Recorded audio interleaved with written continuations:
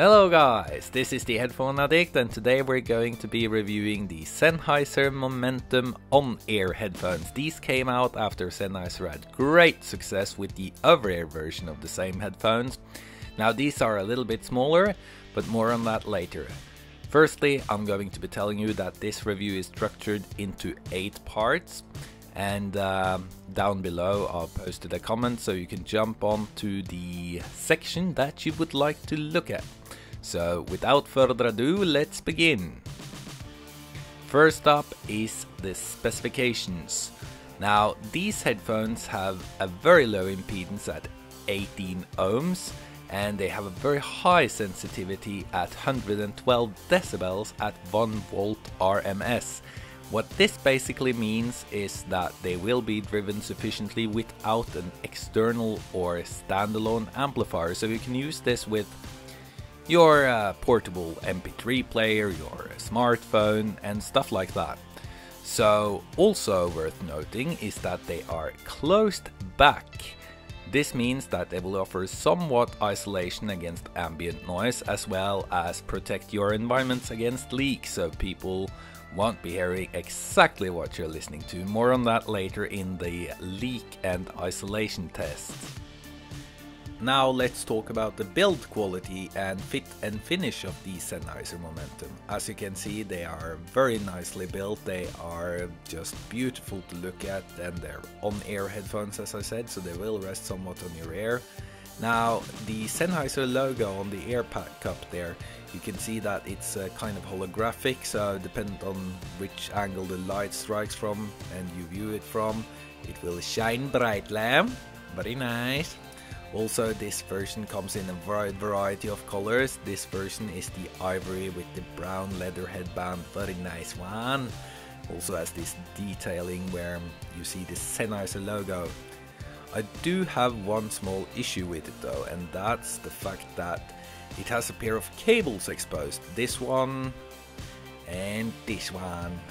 So I'm afraid that these cables might break after extensive hard use. Also it has detachable cable, so we're going to be looking at the cables later on. As far as the fit goes, you have expandable headband, so you can put it up, you can pull it down, very nice. And you also have a little bit of tilt going on, so it won't put too much pressure on your ear. However, I do find that after about half an hour it starts hurting because the clamping force is very hard. But I'm sure that will improve as they get worn in.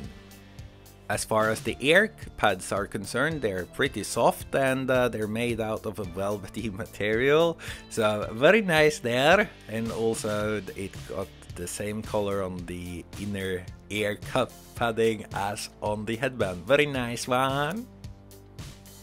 And in comparison to its big brother, the Sennheiser Momentum over ear, you can see it's just a tiny bit smaller. It's the same headband, it's the same steel construction, it's the same way of tilting and panning, and everything is similar. It's just the ear cup that's different. The ear cup on these are smaller. However, they do differ in sound quality as well. But more on that later, because now we're going to be looking at some of the features and accessories. So this is the hard case slash soft case that they come in. It's not very hard at all, and it also is made out of a material that just loves collecting dust. Why, oh why do they do this? Inside you have a very nice place for putting your cables as well as tucking your headphones inside. Very nice one, we like. So good enough. You also have this pouchy thing which I'm going to show you now. Uno, dos, tres. Wiggle, wiggle, wiggle. Very nice one. Okay, very good. So that goes into there and we're finished. Very nice accessory. And now we're going to be looking at the cables. So first up is the microphone and volume control cable. It has a 90-degree angled connector that goes into your phone. However, the shaft is not that long, so it might be a problem to get it into cases, etc. It also has a 2.5mm which goes into the headphones, and as you can see it has a proprietary locking mechanism, so if it breaks you have to go back to Sennheiser. Now as for the remote control with the onboard microphone, you basically have volume up, volume down, play and pause. However, this only works on iDevices from Apple, so I haven't really used it a lot as I'm an Android kind of guy. As for the other cable, it does not come with an angled connector, it has no remote control or microphone, and it's basically just a simple cable. Also worth mentioning is that both of these cables are a bit microphonic, so if they rub against your clothes we'll basically hear it in the head cups.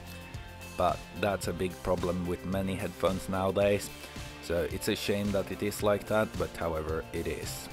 And now it's time to talk about the sound quality, which for most people is the most important part. Now the sound quality, let's talk about the bass first. The bass is very elevated, at least in comparison to something like the over-ear version of the Momentums. And it has a very decent mid-bass impact, and this makes it good for a lot of contemporary music, especially things with a lot of drums and kick drums and stuff like that. However, even though the bass is very much elevated, it does not sound bloated, but rather sort of clear. But it doesn't have the best detailing though. Due to that extremely elevated bass, you have a more recessed mid-range, and even though the mid-range sounds recessed, the upper mids and the treble are more forward and aggressive.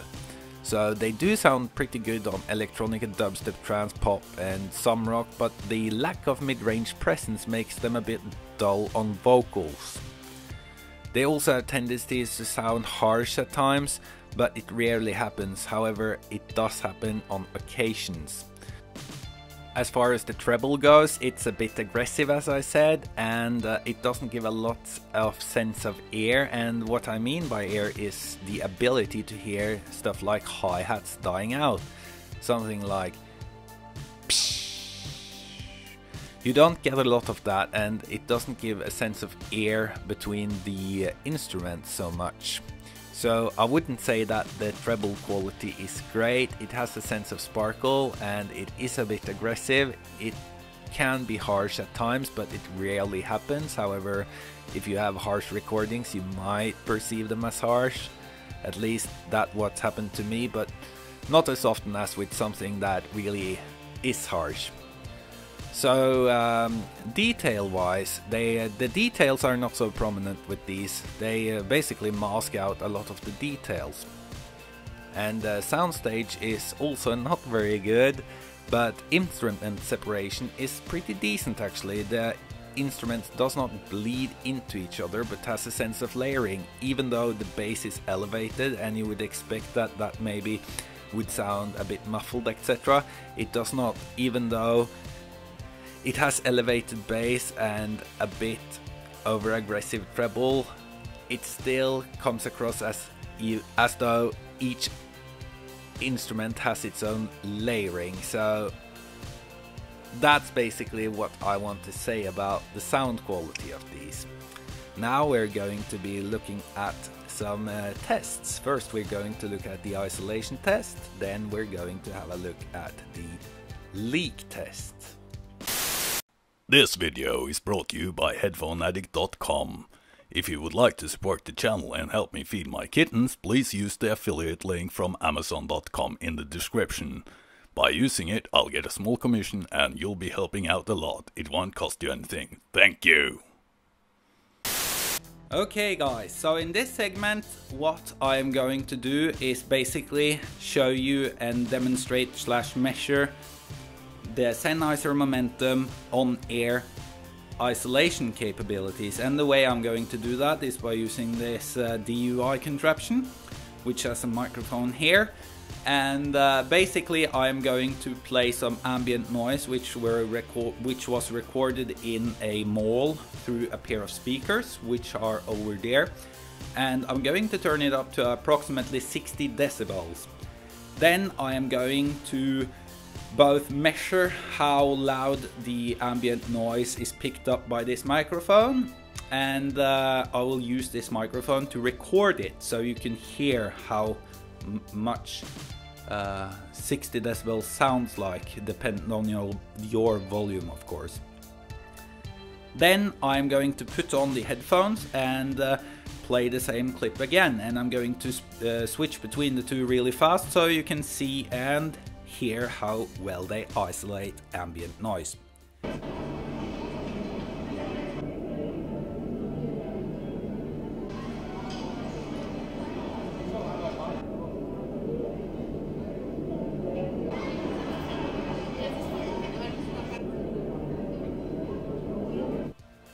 Okay, so with that test out of the way, it's time for a new test. And in this test, I'm going to demonstrate how well they avoid leaks. So say you're on a bus and you're listening to some Justin Bieber, and you don't want the hot girl next to you to see that you're a huge believer.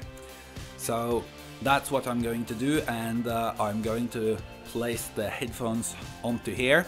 Then I am going to play back some public domain free music which I have downloaded from YouTube due to copyright issues. So the microphone that I'm talking in is approximately at the same distance from the headphones as a head would be next to you on the bus. So basically we will see how well it picks up the sound, and we will measure how loud it is. So that's what we're going to do now.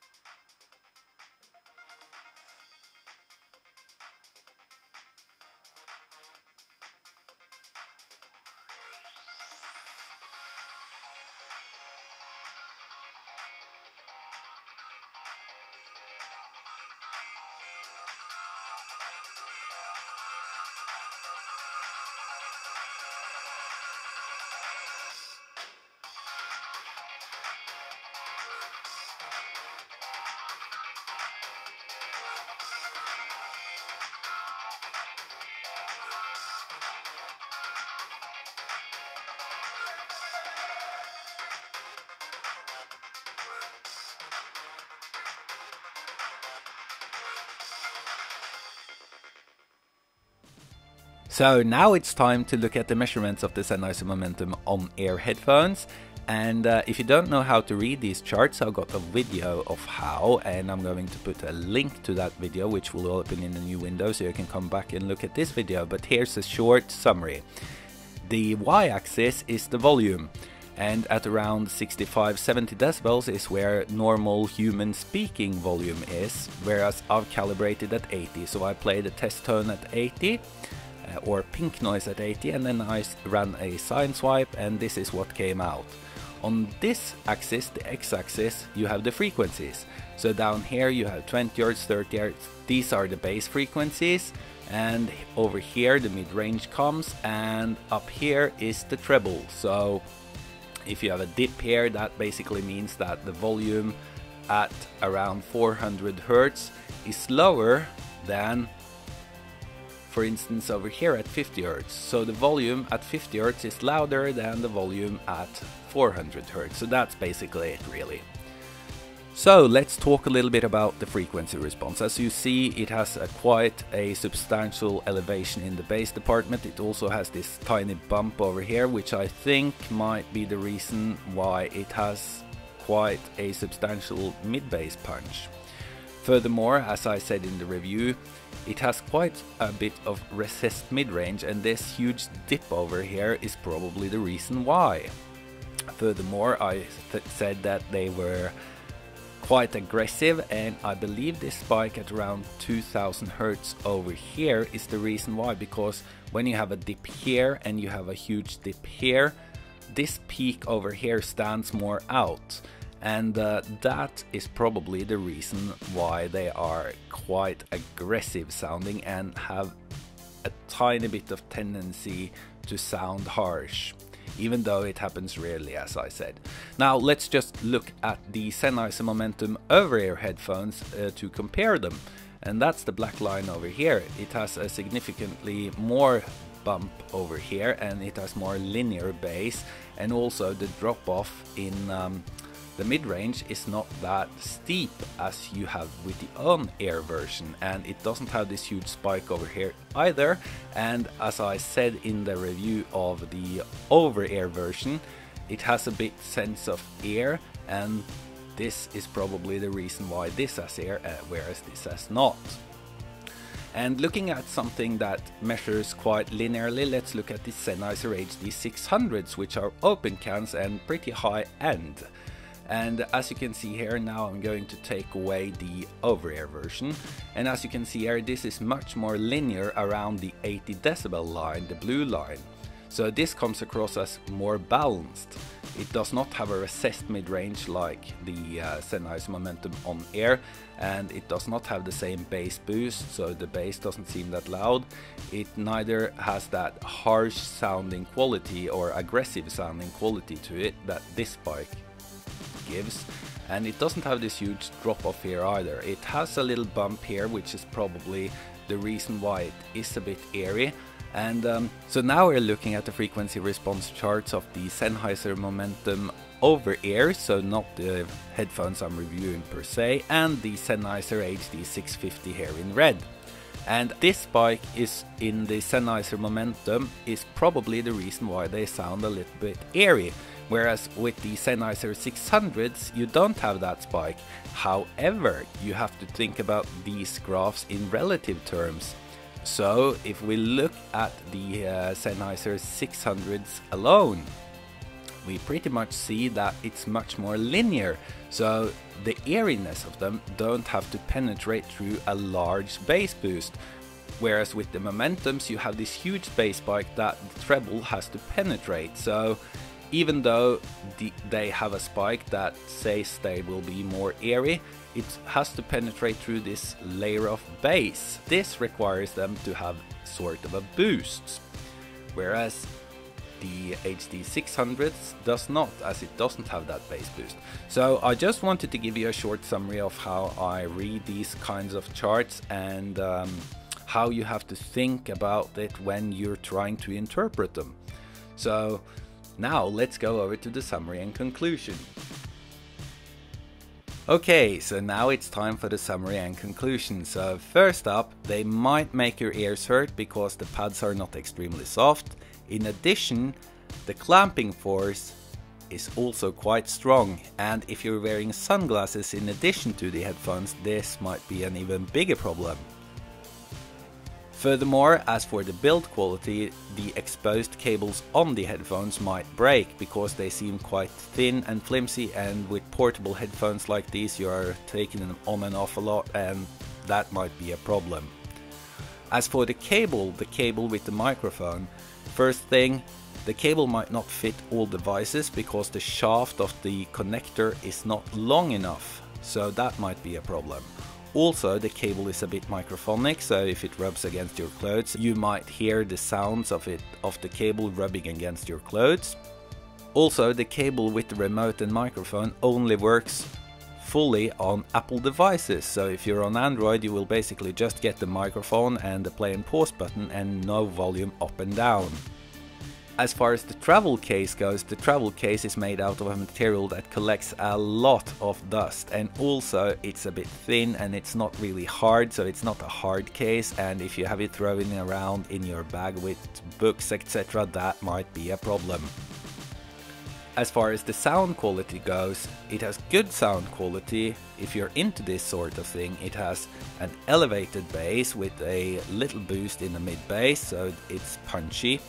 Also, it has recessed mids, tendencies to sound harsh due to the aggressive upper mids, and they don't have so much eeriness to them, and also not so great soundstage. But the instrument separation, or layering should I say, is, I would consider them good. All in all, if you're into this type of sound slash look, I would pretty much buy the over-ear version, as I consider that a much better buy, so I would rather fork out the extra dollars and just get the over-ear version.